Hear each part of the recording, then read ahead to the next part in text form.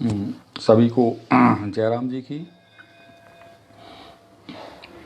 आज शनिधाम प्रबुद्ध परिवार द्वारा आयोजित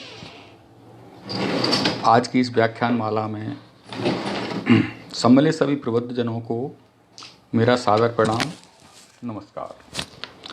सभी प्रबुद्ध जनों का मेरी ओर से हार्दिक स्वागत, वंदन, अभिनंदन। प्रबुद्ध इस शनिधाम प्रबुद्ध परिवार के जो हमारे वरिष्ठ जन हैं, आदरणीय श्री जगराम सिंह जी चौहान साहब, आदरणीय श्री लोखंडे जी, आदरणीय श्री दिनेश सिंह कुशवाहा जी, आदरणीय श्री खरे जी, इनकी प्रेरणा से ही मैं शनिधाम प्रबुद्ध परिवार का एक सदस्य बना हूँ और आज मैं अभिभूत हूँ और कृतज्ञ हूँ कि आज सभी श्रेष्ठ जनों के बीच बोलने का सौभाग्य मुझे प्राप्त हुआ है। मेरा एक सामान्य परिचय बस इतना है कि मैं आप सभी प्रबुद्ध जनों के उपवन का एक छोटा सा पुष्प हूँ जो आपकी छत्र छाया में पल्लवित हो रहा हूँ। मैं रामपाल सिंह चौहान वर्तमान में सहायक प्राध्यापक विषय हिंदी के पद पर शासकीय महाविद्यालय आरोन गुना में कार्यरत हूँ। मैं एक बार पुनः आप सभी का हार्दिक अभिनंदन करता हूँ, हार्दिक स्वागत करता हूँ। सभी वरिष्ठ जन हैं, मैं इस परिवार में अभी नया जुड़ा हूँ। जैसा कि परिवार के वरिष्ठ जनों के द्वारा मुझे प्रेरित किया गया कि आप भी इसमें सम्मिलित होइए, हमारे प्रबुद्ध जनों के परिवार में कुछ शामिल होकर कुछ राष्ट्र निर्माण के प्रति कुछ एक नया अध्याय जोड़ने का कार्य करेंगे। हम सभी एक दूसरे का कंधे से कंधा मिलाकर कार्य करेंगे। इसी क्रम में जो शनिधाम प्रबुद्ध परिवार द्वारा प्रति गुरुवार को एक व्याख्यान माला का आयोजन किया जाता है, तो आज की जो व्याख्यान माला है, आज की व्याख्यान माला में आज का विषय है अब पछताए होत कहा जब चिड़ियाँ चुग गईं खेत। सामान्य सा भाव है, सामान्य सा अर्थ है, लेकिन विचार करेंगे तो जीवन का प्रत्येक क्षेत्र, हमारे जीवन का प्रति क्षण, प्रति पल, यह मूल्य हमें प्रभावित करता है। यदि हम बिना विचारे, बिना सोचे कोई भी कार्य कर लेते हैं, बाद में फिर हम पछताते हैं, तो पछताने से हमें कोई फल तो नहीं मिलता है, केवल हम उपहास का पात्र बनते चले जाते हैं। तो अब पछताए होत का जब चिड़ियाँ चुग गईं खेत, आशय है कि समय निकल जाने अथवा नुकसान हो जाने पर नुकसान के बारे में पश्चाताप करने से कोई लाभ नहीं, क्योंकि समय रहते हमने कोई उपक्रम नहीं किया इसके लिए और समय निकल गया, हमने किसी की सलाह को नहीं माना, हमने किसी सलाह को महत्व नहीं दिया, जो हमारे शुभचिंतक हैं उनकी सलाह को भी महत्व नहीं दिया और समय निकल गया। उसके बाद हमने अपना नुकसान करा लिया। अब नुकसान कराने के बाद सिर्फ हम पश्चाताप करते रह जाते हैं और हमारे हाथ में कुछ नहीं बचता है। समय निकलने पर हम कई तर्क देते हैं, विचार करते हैं कि समय रहते ऐसा किया होता तो परिणाम की निष्पत्ति आज ऐसी नहीं होती और हमें पछताना भी नहीं पड़ता। परंतु जब यह विचार हमारे मन में आता है कि समय रहते अगर उन्हें ऐसा कर लिया होता तो आज ऐसा नहीं होता, तब तक बहुत देर हो चुकी होती है और समय अपना काम कर चुका होता है, क्योंकि जो समय है वो किसी का इंतज़ार नहीं करता। यदि हम समय के साथ नहीं चलते हैं तो समय तो अपनी गति से आगे बढ़ता रहता है। भाई समय हमारे इंतज़ार में थोड़ी बैठा है, समय अपनी गति से आगे चलेगा। इसलिए हमें समय रहते जो भी हमारे पास समय है उस उचित समय पर ही हमें उचित संसाधनों का प्रबंध करना है, उचित उपक्रमों पर विचार करना है। उचित उपक्रमों पर विचार करने के बाद ही हम अपने कार्यों को आगे बढ़ाना है। और यदि हम ऐसा नहीं करते हैं तो क्या होता है, यदि हम ऐसा नहीं करेंगे तो हमें पछताना ही पड़ेगा। तो आज का जो विषय है बहुत ही प्रासंगिक है, हमारे जीवन के प्रत्येक मूल्य को यह प्रभावित करता है, जीवन के प्रत्येक क्षेत्र को यह प्रभावित करता है। जैसे यहाँ चिड़िया शब्द आया, अपस्ताए होत का, जब चिड़िया चुग गई खेत, तो एक किसान, यहाँ से लिया गया हमारी सांस्कृतिक विरासत में। जैसे एक किसान बड़े जतन से फसल उगाने की तैयारी करता है, जुताई करता है, बीज पानी का उचित प्रबंध करता है। इतना सब करने के बाद भी जब वह समय रहते फसल की सुरक्षा का कोई प्रबंध नहीं कर पाता है, तो अब उसका प्रतिफल किसके रूप में आना था? किसान की मेहनत का फसल के रूप में आना था। और फसल की सुरक्षा का ही वह उचित प्रबंधन नहीं करता है तो उसका संपूर्ण श्रम निष्फल हो जाता है। माल फसल को चिड़िया चुग गई या कोई जानवर खा गया, तो किसान ने जो भी अभी तक मेहनत की थी उस मेहनत का प्रतिफल क्या हुआ? वो मेहनत निष्फल हो जाती है, उस मेहनत का कोई परिणाम किसान को नहीं मिलता है। बाद में किसान सोचता है, अरे हमने इसकी तार फेंसिंग कर ली होती, इसमें हमने बाड़ लगा दी होती, या हम खुद जाकर वहाँ खेत की मेड़ पर बैठ गए होते, तो आज हमारी फसल हमारे हाथ में होती। परंतु उसने समय रहते तो नहीं किया ना। अगर समय रहते उसने कर लिया होता तो आज उसको यहाँ बैठकर पछताना नहीं होता। इसी प्रकार हम सभी उचित समय पर उचित संसाधनों और विचारों को अंगीकार कर पश्चाताप से बच सकते हैं। यदि हम समय रहते अपने शुभचिंतकों, मित्रों, सहयोगियों, परिवारजनों की बातों और समझाइश को मानकर कार्य करते हैं तो जीवन में बहुत हद तक परिणाम हमारे पक्ष में ही होते हैं और हम पश्चाताप की अग्नि में जलने से भी बच जाते हैं। क्योंकि समय का हमने उचित प्रबंधन किया है। भाई हम सर्वज्ञानी नहीं हो सकते, हमारे शुभचिंतक हैं, हमारे मित्र हैं, हमारे साथी हैं, हमारे परिवारजन हैं, कुछ सलाह वो भी तो देते हैं, उनका भी तो कुछ विवेक है, अच्छा बुरा समझने का उनका भी विवेक है। तो जब वो हमें सलाह दे रहे हैं तो कुछ ना कुछ उसका महत्व तो है, वो कोई कुछ ना कुछ उपयोगी तो है, तो हमें उनकी सलाह पर भी तो ध्यान देना है। उचित समय पर हमें दी गई उचित सलाह, उनके द्वारा दिया गया हमें उचित प्रबंधन हमारे लिए उपयोगी ही होता है, हमें बाद में फिर पछताना नहीं पड़ता है।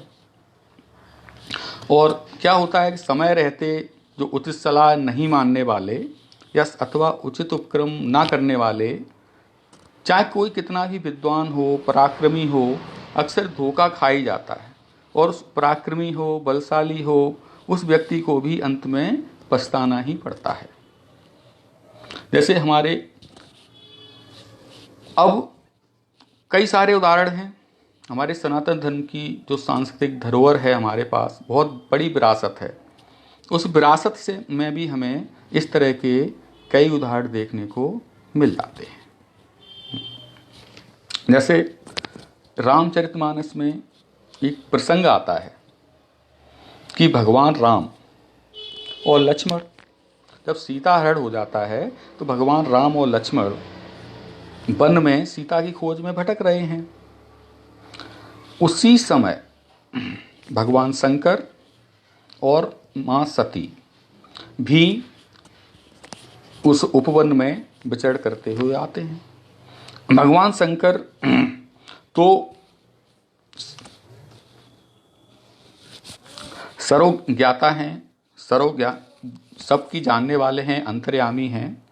वो भगवान राम को पहचान लेते हैं, समझ लेते हैं, वो जानते ही हैं कि कौन किसने कब किस रूप में क्या अवतार लिया है। लेकिन सती जो उनके साथ थी वो उन्हें उसका ज्ञान नहीं हो पाता है। तो उसी समय भगवान शिव सती के साथ वन में विचरण करते हुए राम और लक्ष्मण को देखते हैं। क्या देखा उन्होंने? उस सुंदर दृश्य के बारे में तुलसीदास जी ने लिखा है कि जब भगवान राम लक्ष्मण सीता की खोज में वन में भटक रहे हैं और उसी समय क्या होता है कि सती और भगवान शंकर भी वहाँ आते हैं। भगवान शंकर राम को पहचान लेते हैं और राम को देखकर जो देखते समय जो भाव भगवान शंकर के मन में आ रहा है, उस भाव का सुंदर चित्रण तुलसीदास जी ने इन शब्दों में किया है कि बिरह बिकल नर इव रघुराई, खोजत विपन फिरत दो भाई। कबहूँ जोग वियोग न जाके, देखा प्रगट बिरह दुख ताकी। भगवान शंकर विचार करते हैं कि कभी जिनके योग वियोग, जिनकी साधना में कभी भी वियोग जैसा दुख तो आ ही नहीं सकता, वो आज देखो मानव रूप में कितना दुख प्रकट कर रहे हैं। शंभु समहते ही राम ही देखा, उपजा ही अति हर सुख शेषा। भगवान शंकर तो सब जानने वाले हैं, सब समझने वाले हैं। उनके हृदय में अत्यधिक श्री राम के स्वरूप को देखकर भी अत्यधिक प्रसन्नता होती है, अत्यधिक हर्ष का अनुभव करते हैं। इसी क्रम में और भगवान राम तो भगवान राम ने भी शंकर को आराध्य माना, शंकर भी भगवान राम को अपना आराध्य मानते हैं। तो भरे लोचन छब सिंधु निहारी, कुसुम है जान न कीन चिनारी। भगवान शंकर भगवान राम के, श्री राम के उस सुंदर स्वरूप को अपने आँखों में बसा लेते हैं, लेकिन उचित समय ना होने के कारण अपनी पहचान भगवान राम के सामने प्रकट नहीं करते हैं। ओ जय सच्चिदानंद जग पावन, अस कहे चले हु मनोज न सावन। उचित समय ना होने के कारण भगवान शंकर श्री राम के समक्ष अपनी पहचान प्रकट नहीं करते हैं, लेकिन वो भगवान राम को सच्चिदानंद जग पावन, जग को पवित्र करने वाले सच्चिदानंद को प्रणाम करते हुए आगे बढ़ जाते हैं। चले हे जात शिव सतीय समेता, पुन पुने चले है जात शिव सतीय समेता, पुन पुने पुलकित कृपा निकेता। भगवान राम को प्रणाम करके आगे बढ़ते जाते हैं, लेकिन आगे बढ़ गए, लेकिन उनका जो शरीर है, उनकी जो आत्मिक जो शांति, आत्मिक जो प्रसन्नता है वो बाहर आ रही, उनके हृदय की जो प्रसन्नता है वो बार बार बाहर आ रही है, उनके शरीर से पुलकित हो रही है, दिखाई दे रही है। तो उसी समय जो सती हैं, जो उनके साथ आ रही हैं, उनके साथ जो चल रही हैं, वह भगवान शंकर की वह दशा देखती हैं, वह स्थिति देखती हैं। तो उन्हें संदेह होने लगता है कि सती सो दशा शंभु कह देखी, उर उपजा संदेह विशेषी। माता सती को एक संदेह हो जाता है, विशेष प्रकार का संदेह हो जाता है। संदेह का कारण भी है कि अब संदेह का कारण क्या है सती को, माता सती को संदेह का कारण क्या है कि जो तीनों लोकों का स्वामी है वो शंकर जगत बंध जगदीशा, सुर नर मुन सब नावत सीसा। कि जो भगवान शंकर हैं जगत बंध जगदीशा, संसार के ईश्वर हैं, सुर नर मुनि सभी जिनको प्रणाम करते हैं, जिनको सर झुकाते हैं, जिन भगवान शिव को, जिन भगवान शंकर को सुर नर मुनि असुर नाग सब प्रणाम करते हैं, सब सर झुकाते हैं, संसार के स्वामी हैं भगवान शंकर।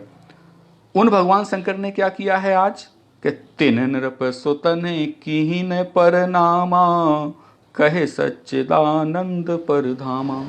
उन्होंने एक साधारण राजा के पुत्रों को प्रणाम किया है। यह सती के संदेह का कारण है कि ऐसा क्या है कि जो भगवान शंकर तीनों लोकों के स्वामी हैं,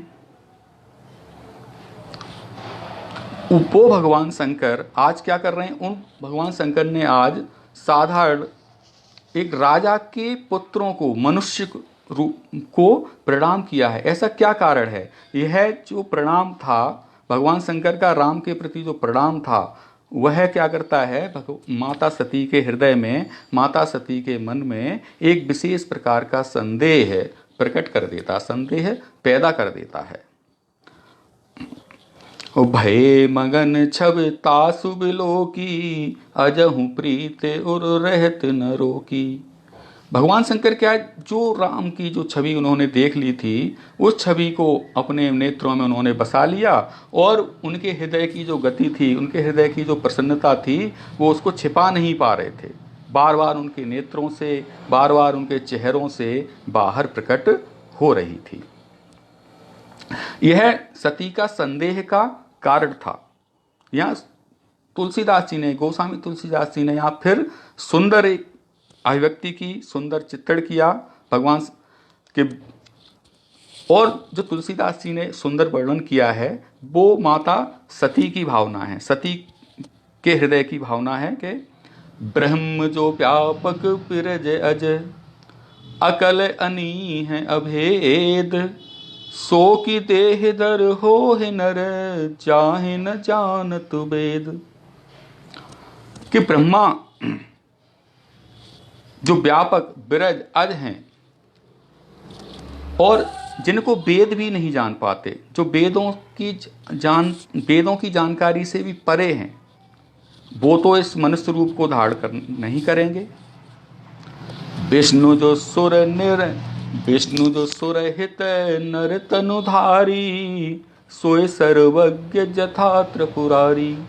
माता सती यह भी विचार करती हैं कि जो विष्णु हैं, उन्होंने देवताओं के हित के लिए मनुष्य का रूप धारण तो किया है, परंतु वो भी त्रिपुरारी, भगवान शंकर की ही जगह सर्वज्ञाता हैं, सर्वज्ञ, सभी कुछ जानने वाले हैं। तो जब वो सभी कुछ जानने वाले हैं, तो इस तरह से वो एक अपनी पत्नी की को खोजने के लिए वन वन क्यों भटक रहे हैं? उन्हें तो सब कुछ ज्ञात होना चाहिए, वो तो सर्वज्ञ ज्ञाता हैं, सब कुछ जानने वाले हैं। यह माता सती के संदेह का कारण है, उनके हृदय में विशेष संदेह हो जाता है। वो आगे कहती हैं, अपनी भावना को प्रकट करती हैं, विचार करती हैं कि खोजै सो की अज्ञ वो नारी, ज्ञान धाम श्रीपति असुरारी।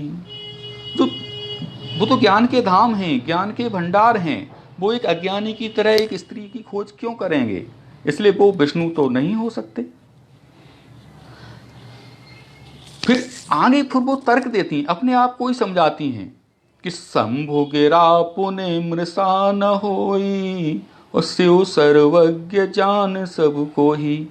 फिर वो तर्क भी देती हैं, अपने मन को तर्क से संतुष्ट करने का प्रयास करती हैं कि शंभु गिरा पुने मृषा न होई। यह सब विचार तो है कि विष्णु सर्वज्ञाता हैं, सर्वज्ञानी हैं, ब्रह्मा जी जिन वेदों से परे हैं, तो वो तो मनुष्य रूप में है नहीं, विष्णु इस तरह से हो नहीं सकते, तो ये कौन है?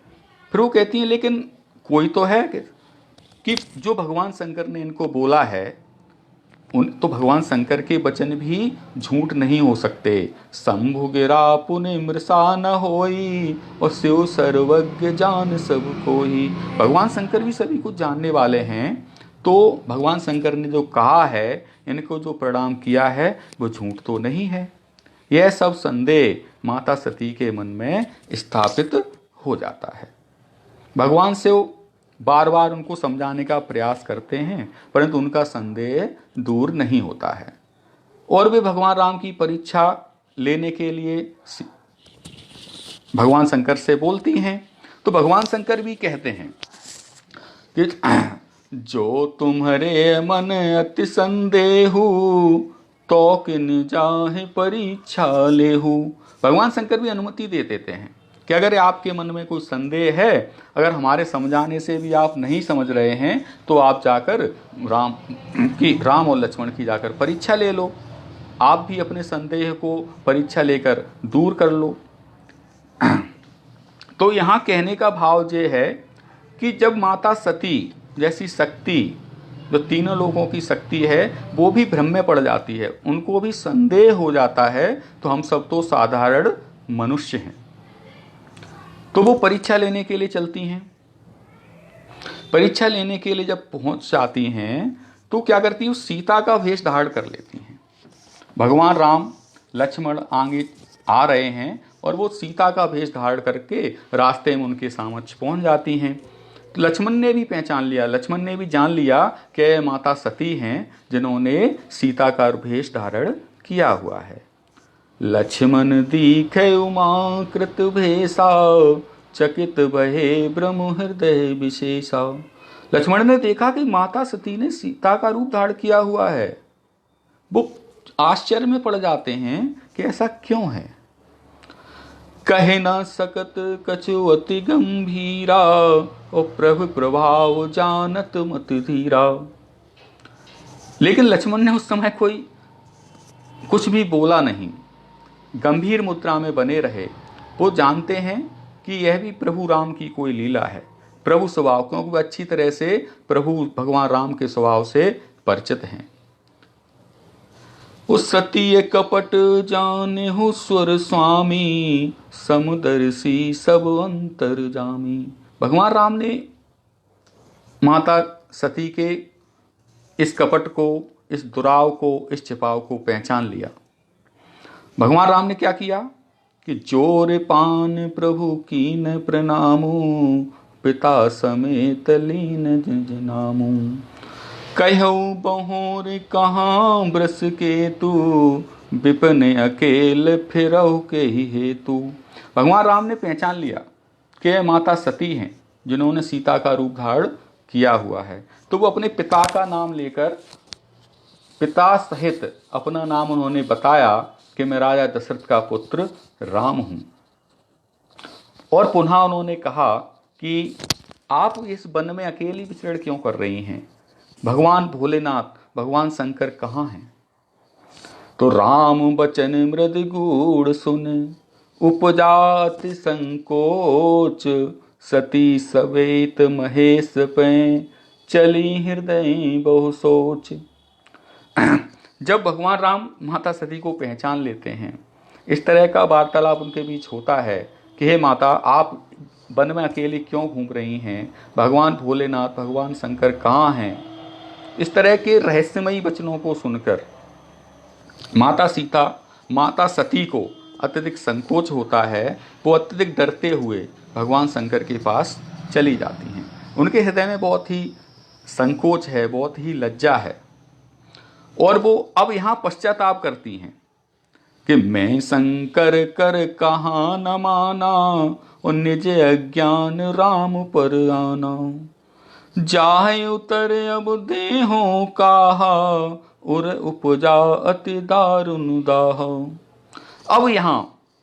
अब बात आती है पछताने की, बात आती है पश्चाताप की, कि अब उन्होंने पश्चाताप हुआ कि मैंने उस समय भगवान शंकर का कहना नहीं माना, और जिसके कारण और अपने अज्ञान के कारण मैंने राम की परीक्षा लेने के लिए यहाँ आई।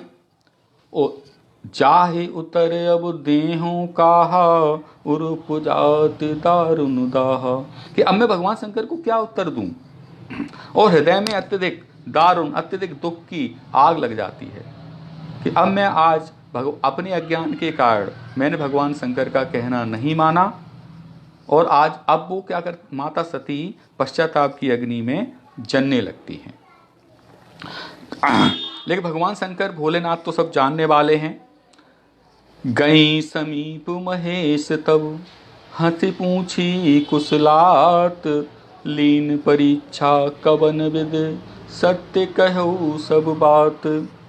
भगवान भोलेनाथ तो सब जानने वाले हैं, वो सब जान चुके हैं, फिर भी उन्होंने कहा अपनी कुशल क्षेम बताइए, क्या हुआ, आपने किस तरह परीक्षा ली। तो यहाँ भी सती ने क्या किया, फिर भी सत्य भगवान भोलेनाथ के समक्ष प्रकट नहीं किया। बोलती हैं कछु न परीक्षा लीन गुसाई, कीन प्रणाम तुम्हारे ही नाही। कुछ परीक्षा नहीं ली, केवल आपके समान ही उनको प्रणाम किया। तब शंकर देखूं धर ध्याना, और जो सती जो कीन चरित सब जाना। तब भगवान शंकर ने अपना ध्यान लगाया और ध्यान में देखा कि कि माता सती ने क्या किया है। सती कीन सीता कर भेसा, शिव उर भयउ विषाद विशेषा।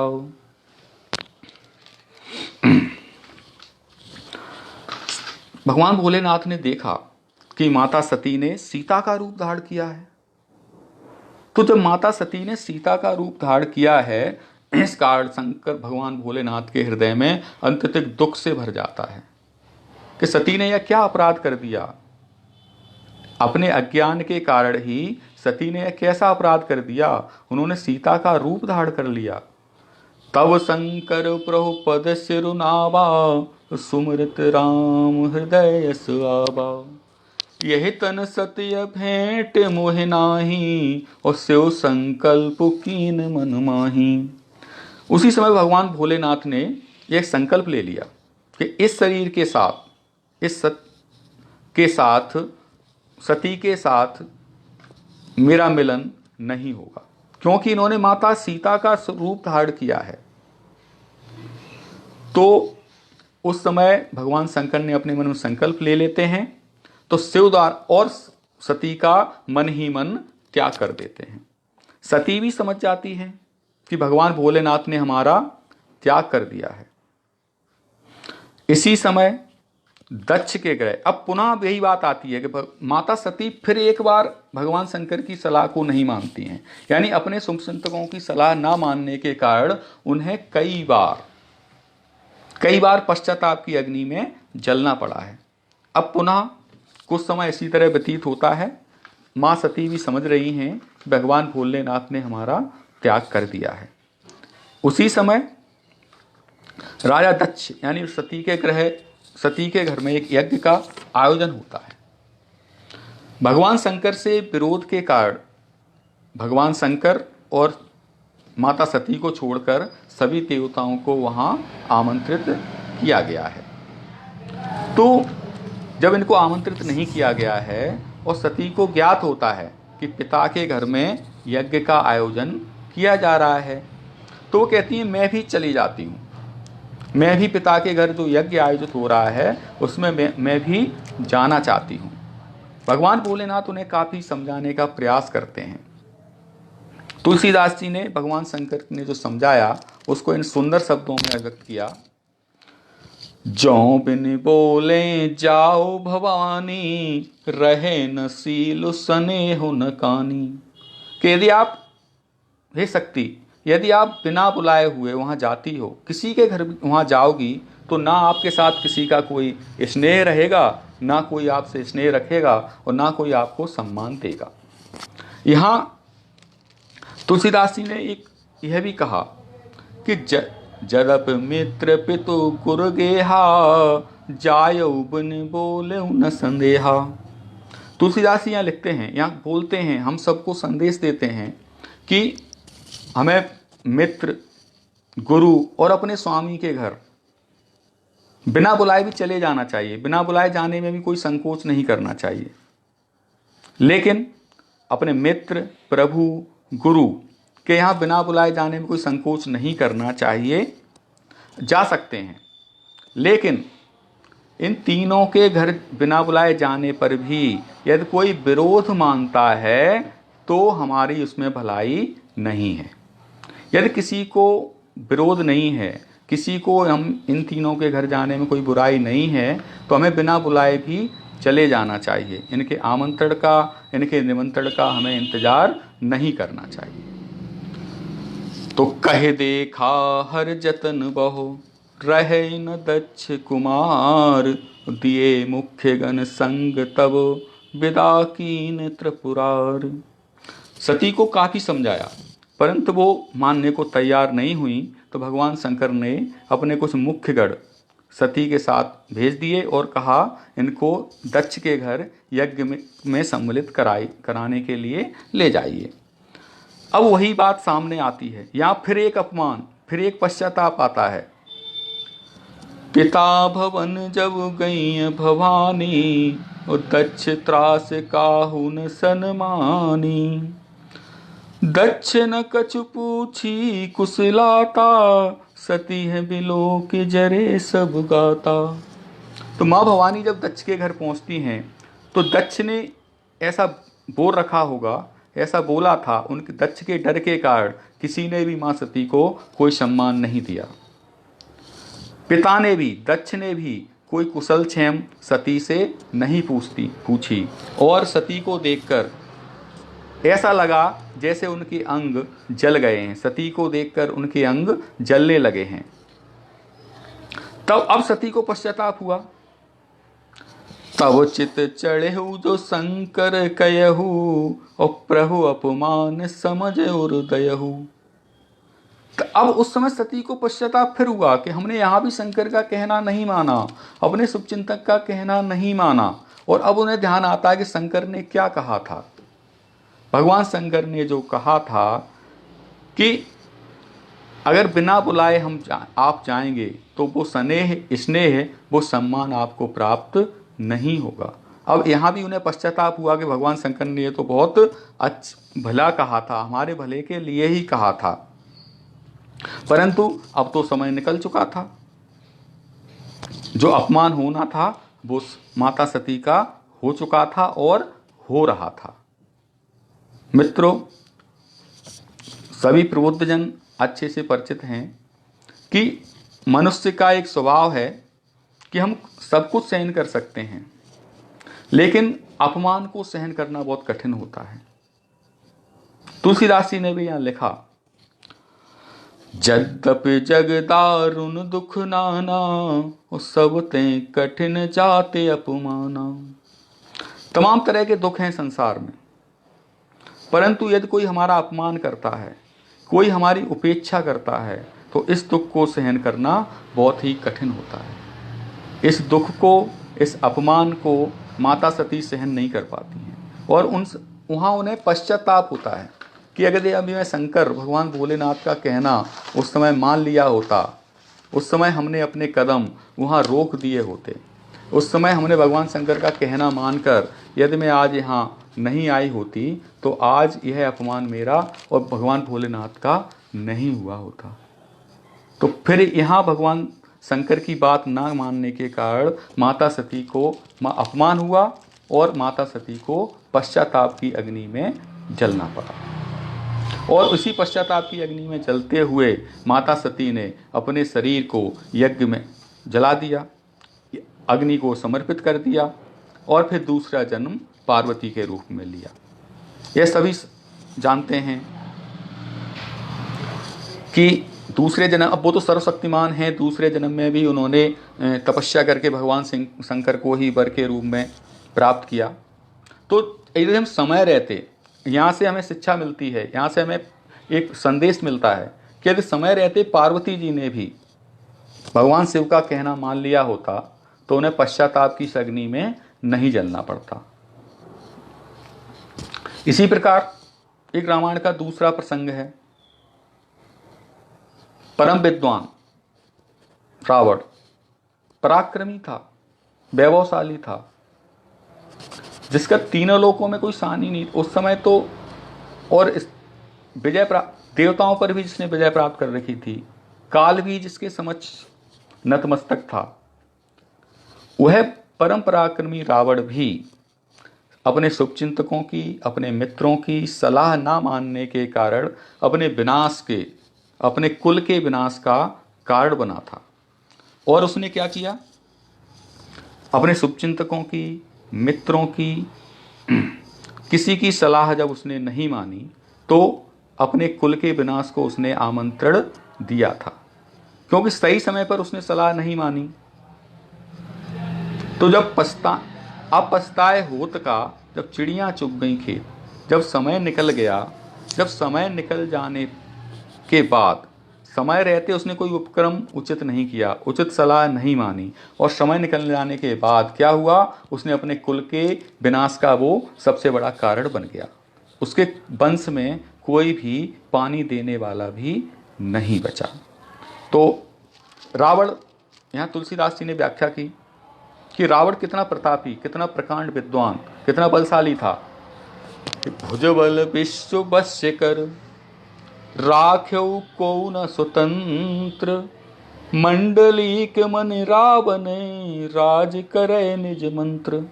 उसने के संपूर्ण ब्रह्म भुजबल विश्व बस्य कर, राख्यौ को न स्वतंत्र, कोई भी स्वतंत्र नहीं था। अपने मंत्र से, अपनी योजना के साथ रावण राज्य कर रहा था। इसी बीच क्या हुआ, जब रावण सीता हरण करने के लिए मारीच के पास पहुंचा, मारीच ने भी उसको बहुत समझाने का प्रयास किया कि जिन्होंने खरदूषण को मार दिया वो कोई साधारण मनुष्य नहीं है, तो आप उनसे बैर मत लीजिए। जिन्होंने खरदूषण को मारा है वो सामान्य मनुष्य नहीं है। उसने अपने मामा मारीच की बात को भी महत्व नहीं दिया। और इसी समय मारीच ने इससे कहा था कि जो आप जिनको मनुष्य समझ रहे हो, जिनको मनुष्य समझकर उनकी पत्नी को हरण करने का दुस्साहस कर रहे हो, वो कौन है। तेहि पुन कहा सुनहु दस सीसा, ते नर रूप चराचर ईसा। वे मनुष्य रूप में चर और अचर के स्वामी हैं। वे तीनों लोग वो साधारण मनुष्य नहीं हैं। तासों तात बयरु नहीं कीजय, और मारे मरहे ज्याए जीजय। तो उनसे आप जो विरोध करने का प्रयास कर रहे हैं उनसे विरोध मत कीजिए। नहीं, विरोध करने पर अपनी मृत्यु को आमंत्रण दे रहे हैं। परंतु रावण यहां मारीच की बात नहीं मानता है और सीता का हरण कर लेता है। सीता का हरण करके अशोक वाटिका में स्थापित कर देता है। उसी समय सीता की खोज में जब हनुमान जी लंका में पहुंचकर रावण को उसके हित की सलाह देते हैं, तो यहां क्या होता है, हनुमान जी ने कहा, बिनती करहूं जोर कर रावण, और सुनहु मान तज मोर सिखावन। हे रावण, मैं अपने हाथ जोड़कर प्रार्थना कर रहा हूं, अपने मान को, अपने अभिमान को त्याग कर मेरी बात सुनिए। देखो तुम निज कुल है विचारी, भ्रम तज भजऊ भगत बिहारी। अपने अभिमान को छोड़ दो, अपने कुल की तरफ ध्यान दो कि आपने किस कुल में, किस वंश में जन्म लिया है। ऋषि पुलस्त जसु पिमल मयंका, तेईस सिमहु जन हो कलंका। आपने पुलस्त ऋषि जैसे महान वंश में जन्म लिया है। उस वंश में आप, उस चंद्रमा के समान कोमल वंश में आप कलंक मत लगाओ। परंतु यहां उसने नहीं, परंतु रावण ने यहां हनुमान जी की बात को भी, हनुमान जी की सलाह को भी महत्व नहीं दिया। हनुमान जी की सलाह का कोई प्रभाव रावण पर नहीं हुआ। इसी भी और लोगों ने भी रावण को समझाने का प्रयास किया। रावण की पत्नी मंदोदरी ने भी रावण को समझाने का प्रयास किया। मंदोदरी ने तो स्पष्ट कहा, तब कुल कमल विपिन दुखदाई, सीता सीत निशा समुआही। सुनहु नाथ सीता बिन दीने, हित न तुम्हार शंभु अज कीने। मंदोदरी ने समझाया कि आपके कमल के समान कुल के लिए सीता एक शीत शरद के समान हो गई है। यदि आप सीता का त्याग नहीं करेंगे तो आपके कमल के समान कुल का नाश हो जाएगा।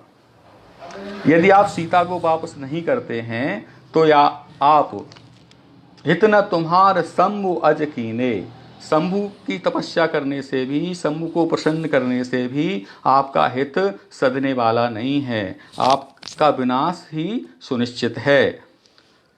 राम बाण अहे गन सरिस, निकर निशाचर भेक, जब लग ग्रसत न तब लग, जतन करऊ तज टेक।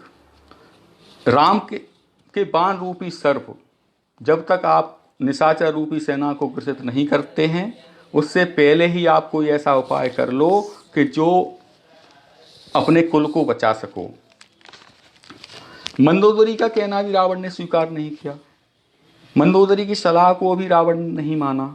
यह भी एक उचित समय था। यदि इस समय भी रावण मंदोदरी का कहना मान लेता, मंदोदरी की सलाह को मान लेता, तो अपने कुल का विनाश होने से वो बचा सकता था। मंदोदरी ने समझाया। उसके बाद रावण के भाई विभीषण ने भी समझाने का प्रयास किया। विभीषण, परंतु यहाँ तो रावण के ऊपर किसी का भी कोई प्रभाव होने वाला नहीं था। विभीषण ने कहा, जो आपन चाहे कल्याणा और सुजस सुमत शुभ गति सुख नाना, सो पर नार लिलार गुसाई, तदौ चौथ के चंदक नाही। हे स्वामी, रावण को स्वामी, यदि आप अपना कल्याण चाहते हैं,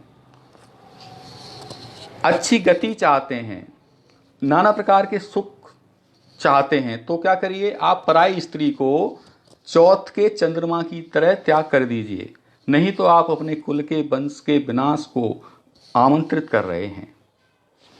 और बहुत ज़्यादा समझाने पर जब रावण पर विभीषण की समझाइश का, विभीषण की उचित सलाह का कोई प्रभाव नहीं पड़ता है, तो अंत में विभीषण कह देते हैं कि काम क्रोध मद लोभ सब, नाथ नरक के पंथ, सब पर हर रघुवीर ही, भजऊ भजई जय संत।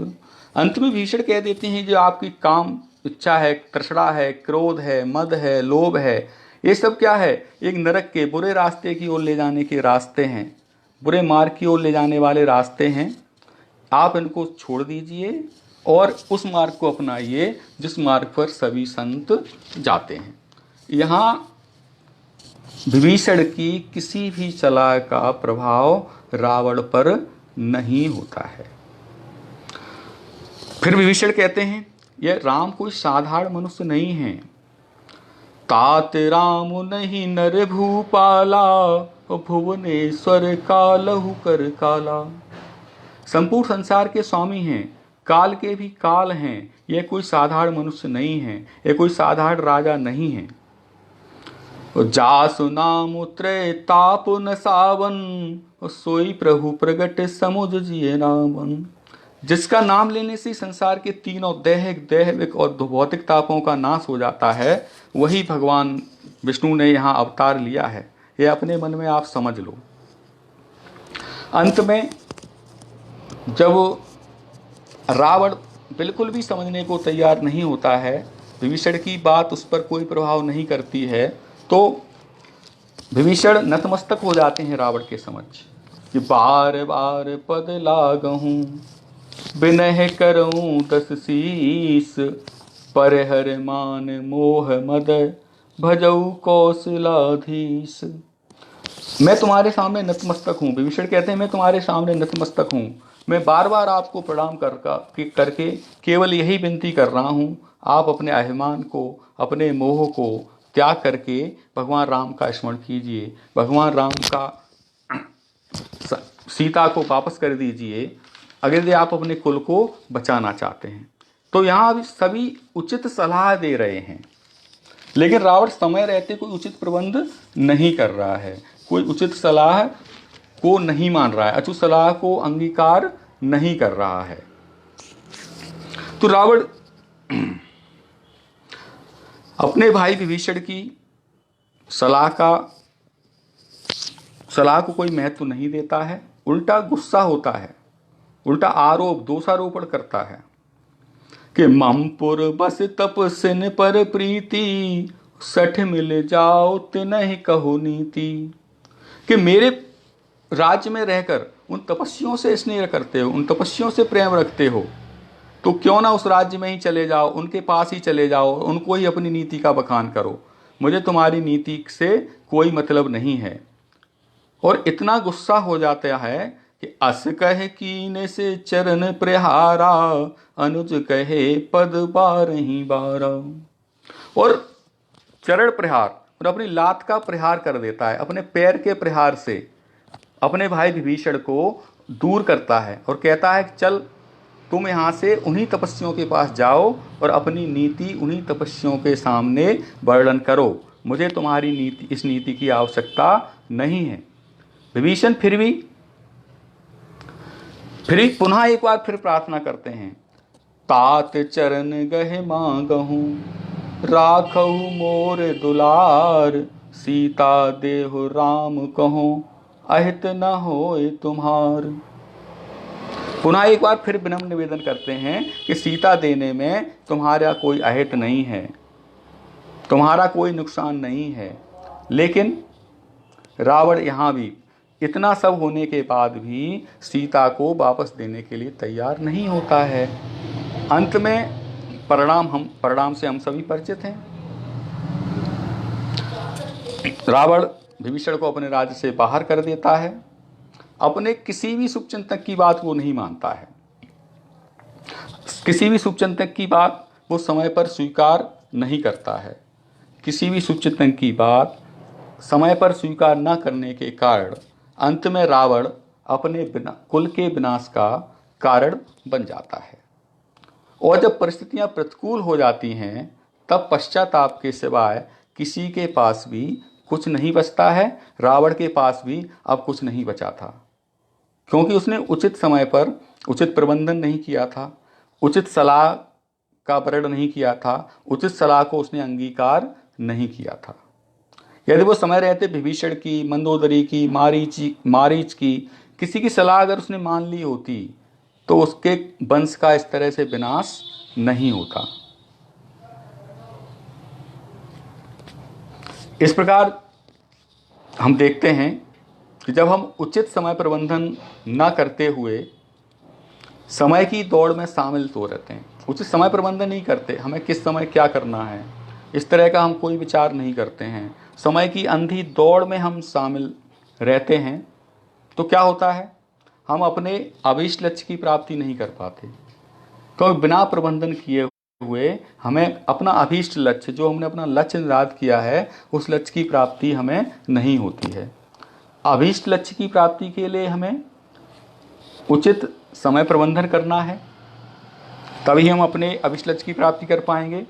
यदि हमने उचित समय प्रबंधन नहीं किया है तो हमें हमारे अभीष्ट लक्ष्य की प्राप्ति नहीं होती है, अपितु हम क्या करते हैं, उपहास का पात्र बनकर रह जाते हैं।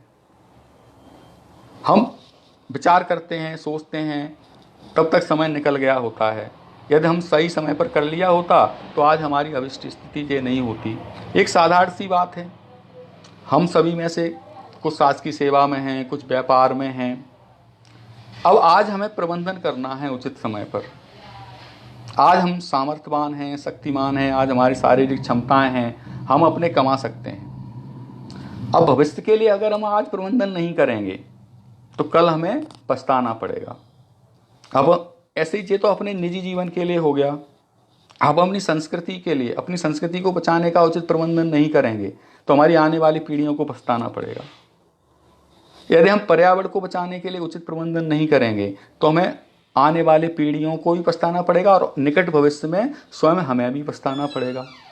तो समय रहते ही हमें उचित प्रबंधन करना है, उचित सलाह को मानते हुए आगे बढ़ना है।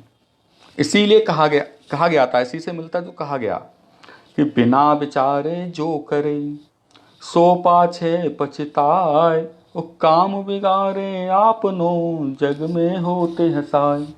तो जो भी बिना विचार किए, जिन्हें अपने विवेक का प्रयोग किए बगैर हम जो भी कार्य करते हैं तो उसमें क्या है, हमें पछताना ही पड़ता है।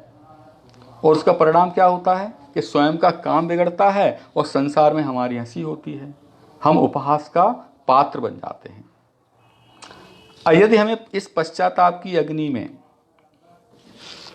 जलने से बचना है, पश्चाताप की अग्नि में जलने से बचना है, तो उचित समय प्रबंधन के साथ साथ अपने शुभचिंतकों, मित्रों की सलाह को महत्व देते हुए स्वयं विचार कर ही अपने जीवन को गति देना है। क्योंकि समय बीत जाने पर पछतावा या पश्चाताप के अलावा हमारे पास कुछ भी शेष नहीं रहता है। समय रहते यदि हम काम करेंगे, समय रहते हम उचित प्रबंधन कर लेंगे तो हमें कभी भी हमारे सामने पश्चाताप जैसी परिस्थितियां हमारे सामने उपस्थित नहीं होंगी।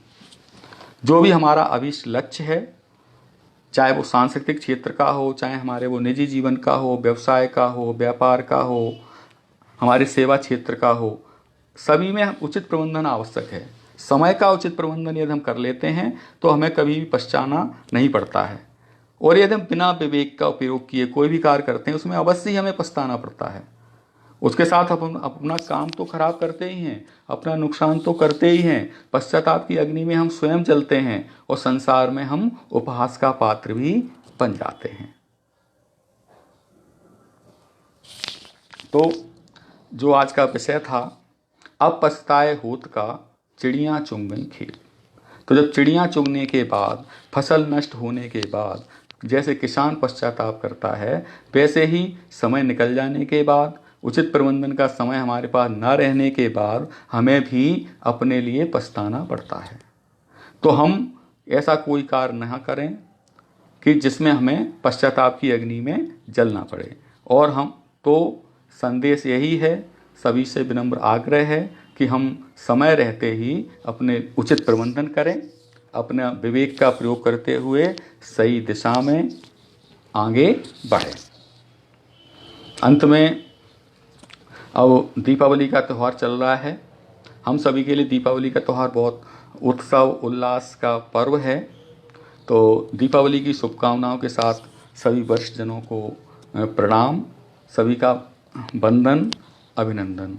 आप सभी वरिष्ठजनों ने हमें जो समय दिया, इस व्याख्यानमाला में इस शनिधाम परिवार का एक छोटे सदस्य के रूप में मैं पुनः आप सभी को प्रणाम करता हूं और अपनी वाणी को विराम देता हूं। नमस्कार। जय श्री राम।